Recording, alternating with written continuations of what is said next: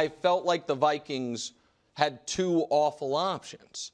One was do the short-term better thing, which is trim the meniscus, get him back on the field this year, but have, before he takes a real NFL snap, potentially shorten his career, weaken his mobility later in his career, or do what they ended up doing, which is, or what the doctor ended up doing, I should say. It's not like the Vikings necessarily told him to do this, but which is do the smarter long-term thing, which is repairing the meniscus.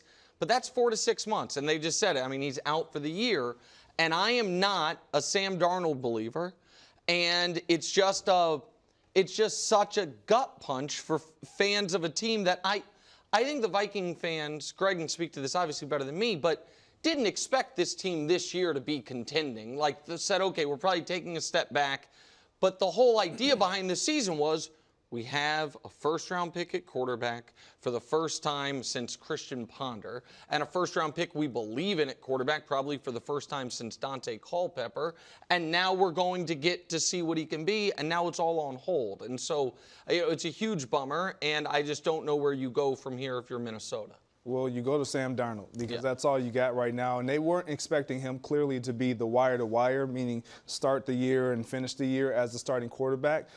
And to your point, the expectation was to allow this young kid, J.J. McCarthy, to develop, to see the game, to learn a little bit more, but yet to get exposed this year and continue this idea of we have our guy, we're going to allow him to mature because we have pieces around him that suggest that he could be very good very early and he doesn't have to shoulder everything. Typically when young guys, first-round quarterbacks that are drafted to a team, they're going to a difficult situation. Yes. That was not the case in this moment for the Vikings. And so I think that's what's so disappointing. We've never seen, as a Michigan fan, even with Jim Harbaugh as his quarterback or head coach, we never saw the full potential of who J.J. McCarthy could potentially be as a pass thrower. This was going to be our first exposure to that with Kevin O'Connell as his head coach and play caller. And so we don't get to see that. It's been put on hold for a year, which is unfortunate because he's a great kid, and they really like where the trajectory of his direction was headed. Yeah, this is really difficult organizationally because it's not like the Aaron Rodgers, Jordan Love situation where when you have Aaron Rodgers, you know that you're going to be able to compete at a high level, and then if you have to bring in Jordan Love, you feel like you have a candidate that can, if you're in the mix, that can help you continue along that pathway, and he had time to develop. Here you had a very short-term answer, and you hoped it gave him time to see a little bit of what's happening and then get into play. Now you don't even have that aspect of it, and you really don't know what you have going into next year. You don't know whether he's truly the answer or not the answer. You don't know any more information than you did coming out of the draft. Yeah, granted, you get some work with him in the classroom. It's just different, and it's hard to plan moving forward. All right, so I have two questions. First question is not for someone on the set. Are we positive that the Vikings have their first-round pick next year, Josh? That was a question for you. I just thought of it, and I wanted to make sure before we launched into this conversation that they still had their first-round pick. So the Vikings, I thought they traded 2 seconds to move up back into the first this year, and they do have their first-round pick next year. Okay. Check me on that, Josh, but I think that's they do, what right, they Josh? Yeah. Okay, so then the question is this. Are they trying to win this year? No. I mean, not win-win, but I mean like, good news, we got 8 wins. Like, no, what is this? Or are we just trying to take our foot off the gas a little bit? No, I think they Justin want to Jefferson, you're feeling a little bit sore. I don't think you can throw away a year, especially when you think you have. The only reason in the NFL to tank, and no one really does is if you are targeting a quarterback. I think the Vikings are still hoping we have the quarterback. And if you're not drafting a quarterback, the difference between the fourth pick and the 12th. You couldn't have the number 1 and use it as trade bait? Yeah, but I don't think they're bad enough for that. I don't think they're bad enough. No, they're nowhere near bad enough because offensively they have talent. They have a really good opportunity offensively pending the quarterback play. And now who's their quarterback? Sam Darnold. Sam Darnold now finally has an opportunity in his defense to be put around talent that's in front of him, behind him, all around him. And so with the Jets, with the Panthers, that wasn't the case. And now he has a situation where he can make the best of it. We'll see what that best looks like. And Sam Darnold got a decent contract. There's obviously some belief in the organization that Sam Darnold can come in and help him win games. And in fairness to Sam, if you look at his last stretch in Carolina, he was 4-2, and he did have a 92 quarterback rating. And Baker was there, and they pulled him, and it didn't work out for either guy. Now Baker's gone on and done really good things and gotten another big contract. Maybe Sam has an opportunity, since this is his team, to have that same Baker trajectory. So I know there is hope for that. I know, you mentioned that yesterday initially. I think the Darnold numbers for his career speak for themselves. I don't think I just don't think he is a starting caliber quarterback in this league. It doesn't get much worse than that across the board. You're right. The most recent thing we saw was the best, so that would give you the glimmer of hope. Yep. That is not the question I thought you were going to ask, Wildes. Well, I have several. Well, oh, okay. Because if I may, I'm one of a few hundred people that follow Kevin Wildes on social media. I put this one out into the ether. My kids follow you too. But Coach doesn't, which means he didn't see this. It was just minutes after this news was announced. If I was the Vikings, I'd trade for Mac Jones. Sam Darnold is not a QB1 for 17 games. He's not. Okay, well, neither is Mac Jones. But when Mac Jones plays a full season, we make it to the playoffs. Okay, why did he not play full seasons? Because he got benched for his own poor play. Yeah. It's not. Which is, I'm glad though you did say that. We can't go over in one segment from believing in Sam Darnold and maybe Sam Darnold feels great. Us Pats fans can agree. Mac Jones is also not a QB Now I'm starting to for engage. 17 games, and he wrote, "We went to the playoffs." We did. I mean, Wildes. We went to the playoffs. He did go to the Pro Bowl too, didn't he? And went to the Pro Bowl and hit the gritty. Did. Oh, him and Justin Jefferson, gritty off? I know why you want him out of there. Okay. I know, support me. I have another question, though, Yeah. just a serious one. Copycat league, we always talk about copycat league schematically. I think there's a little bit of a copycat league on deciding who to pay. Pay your blindside tackle. Yeah. Now we're going to overpay for quarterbacks. And right now it feels like we're in the pay a lot for a top-tier wide receiver. For sure. If this doesn't go well, and it's like, oh, we're paying Justin Jefferson king's ransom, and right now he's not tilting the scale of us winning games with Sam Darnold here. Do you think that could change a little bit? I don't look at it that way. And this is where I don't like, but I understand quarterback wins. Mm-hmm. I am reflexively have like an anaphylactic reaction to wide receiver wins or defensive tackle wins. You are paying Justin Jefferson because he raises your ceiling so dramatically, but a wide receiver can't set your floor. And so I think that even if the Vikings were to go 2-15 this year, the way I look at football, it would not be a commentary on Justin Jefferson's value. I also think the Vikings would not be, most teams wouldn't say we want to have the highest paid receiver in the league and pair him with bad quarterback play. The Vikings thought they were pairing him with their franchise quarterback who they just drafted. And it's so difficult for wide receivers. If they were the bad quarterback situation, it's hard to shine. And look at Randy Moss. The Raiders gave him away to New England. And then, once he was there, the eye-popping numbers he put up. Yeah. Sorry, Greg. I know I didn't want to take money out of wide receivers' pocket. Do you trust for the Cowboys to get this done? This is the one where I think your Jerry Jones trying to time media cycles theory could be correct. Okay. I think the reason Dak's not done is because they don't want to commit to Dak for the next 4 years. That's why I think he's not done. I think CeeDee's not done because the Cowboys do business poorly but are always planning to get this done. There are 3 big-time wide receivers that are unsigned. 2 of them, I know what's happening. Jamar Chase is unsigned because the Bengals are a notoriously thrifty franchise. And they, except for Joe Burrow, guaranteeing money past year 1, is signing guys early is just something they don't do. Got it. Brandon Ayuk is not signed because the Niners are like, man, can we have the highest paid edge, the highest paid DT, the highest paid left tackle, the highest paid tight end, highest paid running back, and 2 $25 million a year receivers? Maybe not. That's why he's not signed. There's no reason for CeeDee Lamb not to be signed. He is The only thing you fear, I shouldn't say thing, I apologize. The only person you fear on their offense is from a skill position standpoint. He's coming off his best year. He's healthy. And by the way, because he's on a 5th-year option with a cap hit of $18 million, when they give him, I know the NFL cap's weird, if they give him $30 million a year, his cap hit for this year almost assuredly would go down. So even though his salary would go up. And so I'm very, very confident the Cowboys are signing CeeDee Lamb. I don't feel that way about Micah this year because they didn't sign CeeDee after 3 years. And I don't feel that way about Dak because I think they're treating Dak like Mike McCarthy, a prove-it year, and it's fine if you leave. But I think CeeDee's getting done. Okay, Greg, we gave you a little assignment in the production office on, like, are you worried at all about CeeDee getting being 100% ready to step in and seamlessly transition into the game?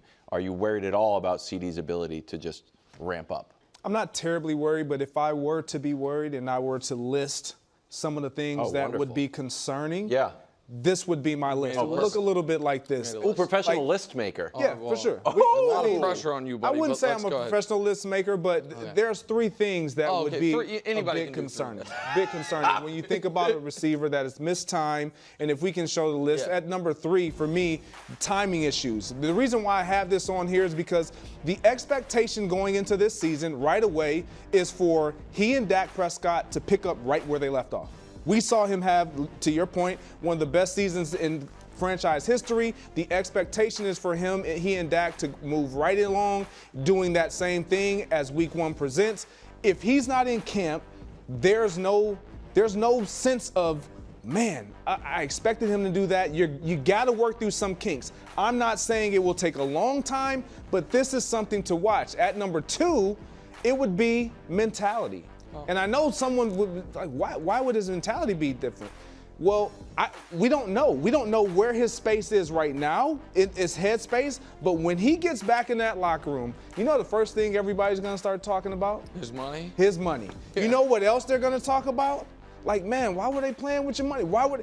And at some point, CeeDee Lamb is going to either engage with it and he's going to almost revert back to the space that he's in right now, which is even after he's paid, which is probably frustration because the media is going to talk to him about it. What took it so long? All these different things are going to come up, which is going to prevent him from just truly focusing unless he nips it and says, I don't want to talk about that. I'm here now. This is moving forward. We'll see where his mentality is.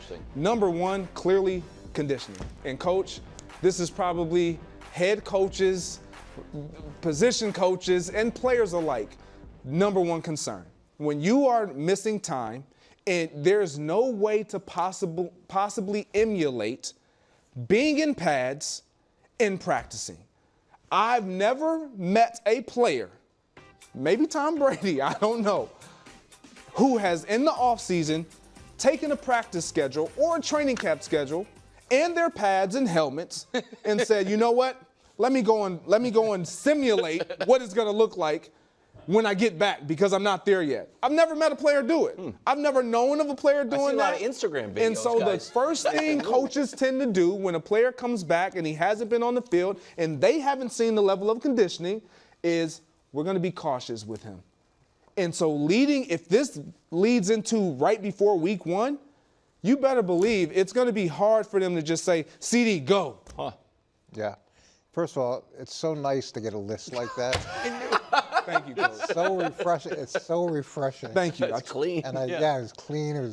Thank you for that. And I do agree. Going into the season, if it's that close, you're going to be worried about how good a shape he is, and then how much should you play him? Because what you don't want to do is you go in, you play him a lot, and then he gets some sort of soft tissue injury, which is realistic, and it is. It's hard to simulate having the helmet on, having the pads on, being hit again, and you're going to be so excited to play him, as much as you can, and he's going to be excited to justify the money he was just given, that you almost have to pull back the reins to make sure you get the most out of him as you possibly can. Well, hold on, Coach, can I interrupt you Sure. quickly? Playing the Browns, it's 17-17 late in the third quarter. is who's monitoring that? Like, CeeDee, can you come out, please? We have you on a pitch count. Well, what you're going to have to do is you're going to have to go in before it gets to the third quarter. Like, you're going to have to give him some breaks, some space in there. Otherwise, yeah, it could be 17-17. He goes in, pulls a hamstring, and then he's out for the next 3 weeks or 4 weeks, and now you're going to be kicking yourself. So there's going to have to be some discussion between him, the head coach, the training staff, everybody's kind of what's the best plan to maximize. Now, all that being said, CeeDee at 50% of the reps is much better than whoever the next guy is. Sure. Got you. That's going to take his place. So, two things real quick. I know we have to move on, Dust. I apologize. One is, last year we had 2 star players hold out into right before week 1 and into week 1 in Chris Jones and Nick Bosa. The distinction I would draw as far as their ability to produce is I look at the pass rushers as very, not as from a conditioning standpoint necessarily, but as far as need to be on the same page with your teammate, very differently than wide receiver. The other thing that I just wanted to throw out there was, Greg, it was, I'll begrudgingly say, a great list with one minor tweak. You said pick up exactly where they left off. My other concern with Dallas is CeeDee and Dak did not leave off in a good. The last game they played together, CeeDee was upset. There was snap definitely one. some frustration. And so I think it would have been good for them. They were great all year, and then that playoff game, it was weird from the very beginning. So I do think it would oddly be good for, not oddly, but it would have been good for them to get some reps on the field together prior to a game that counts to kind of move the Packer game, whatever the hell was going on there, further out. Help you get over those hurt feelings. $32 million. Okay, yeah. No, I have hurt feelings. Well, here's $150 million. I'm good. Yeah. Come here, Dak. Give me a hug. Making money, Cowboys and the Steelers. So better bet over 10.5 wins or under 10.5 wins. So I'd begrudgingly go over because they are a great home team. They are a great division team. And they have 8 games of their schedule against Washington, the Giants, and the NFC South. And so when you look at who they've been, I think we can show it to you at home and in the division the last couple years, they have been a thoroughly dominant team. If we can't show it to you, they're 16-1, or that's division, so I was going to say home. The last 3 years in the division, they're best division team in football. Now that's something of an indictment on the Giants and Washington, but it is what it is. And then we can show you what they've been at home the last couple years. That's where the 16-1 is. So I just think the Dallas Cowboys they're going to win 7 home games. Yeah. And so, because they get 9, I think the NFC this year is the conference that gets 9 of them. And so I would say despite all of the oddities of the offseason, it doesn't speak to will they be a playoff will they perform in the playoffs, but I think they'll win 11 games. Well, they lost 8 free agents, which is 3rd most in franchise history, including all-pro center, all-pro left tackle. They lost their running back who averaged 4 yards a carry, replaced him with a guy who averaged 3.5 yards a carry. Their 3 best players are all having contract disputes. The quarterback's on a 1-year contract, the defensive coordinator's on a 1-year contract. And there's a lot of other noise going on for a season where they were going all in. So I agree with all of that. It could be problematic. So you think that, so you would bet the under right now? I would bet the under because I also think that Philly, who had a bunch of problems, proactively went out and addressed them. Problem in the secondary, drafted a bunch of corners, changed the defense. They got Saquon Barkley. They tried to fix the problems where Dallas has just been moving pieces around and guys have been leaving. Golf cart ride with. Oh yeah. And then you had a good quarterback in Washington, and who knows? I'm with Coach. I'm with Coach on this. I would bet the under. Really? Yeah, absolutely. And I would just look at the other 2 teams, not even Philly. I would look at the Commanders and look at the Giants. If we're sitting here making it seem like they didn't improve at all, then we're kidding ourselves. Like the Giants have improved, especially on the defensive side of the ball. We'll see what Daniel Jones is going to look like. 40-0 against the Giants? Even if one got worse and one improved. Nick, seriously, it was like you were in front of. They remade the whole offensive line with the Giants? It's like you were out there blocking for Daniel Jones. That's true. Thanks for watching. Subscribe here to get more from the show and to check out clips from other shows on FS1.